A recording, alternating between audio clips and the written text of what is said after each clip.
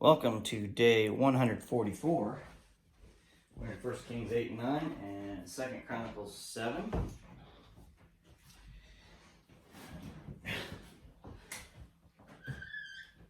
Okay. My dog would like to join us today. All right, 3 points and we're done today. Let's talk about sevens again. If you notice, hopefully at this point you're just noticing all these things that are going on. Solomon has a huge celebration for the people of Israel and to dedicate the temple. And in 1 Kings 8:65 says, Then Solomon and all Israel celebrated the festival shelters in the presence of the Lord our God. A large congregation had gathered from as far away as Lebo-Hamath in the north and the brook of Egypt in the south. The celebration went on for 14 days in all, 7 days for the dedication of the altar, 7 days for the festival shelters. Now, if you remember, I've talked about different parts of the Bible saying basically the same stuff. But if you go to 2 Chronicles and read that, it says, on the 8th day, they ended their celebration. So you have to read those and say, okay, the 8th day after the last celebration, of course. And critics would read that and say, there was only 8 days in all, and then they say 14 days here. So you need to understand that the 2 Chronicles is the newspaper edition of what actually happened. And I don't see how it's so hard to believe that the 8th day after the last celebration, they ended. Okay? 14 days in all. So it's not that difficult to understand this. Also, one of the main things people say about the rapture is, well, what do you deal with Daniel and the last trumpet? And you say the rapture happens before the tribulation because you're a pre-tribber and a mid-tribber and blah, blah, blah. We'll get into that later. But the point goes along with this is, well, the last trumpet, are you telling me that the last trumpet is the 7th trumpet in Revelation?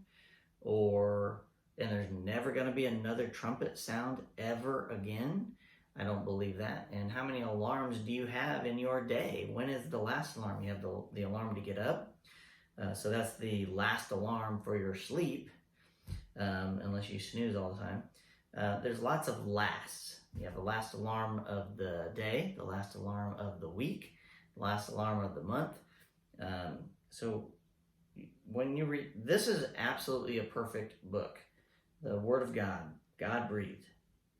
It's not God's responsibility to explain our issues with it. It's our responsibility to understand what God is saying. So hopefully that helps a little bit with the differences that we read sometimes. This part is really cool. 1 Kings 9, 2 and 3. Then the Lord appeared to Solomon a second time as he had done before at Gibeon. The Lord said to him, so Solomon gets to see the Lord twice. He says this, I have heard your prayer and your petition. I have set this temple apart to be holy. This place you have built where my name will be honored forever. I will always watch over it, for it is dear to my heart. So you have your sevens list that you have here. And I also have my God descriptions and attributes. I actually added this part to it. What is dear to God's heart?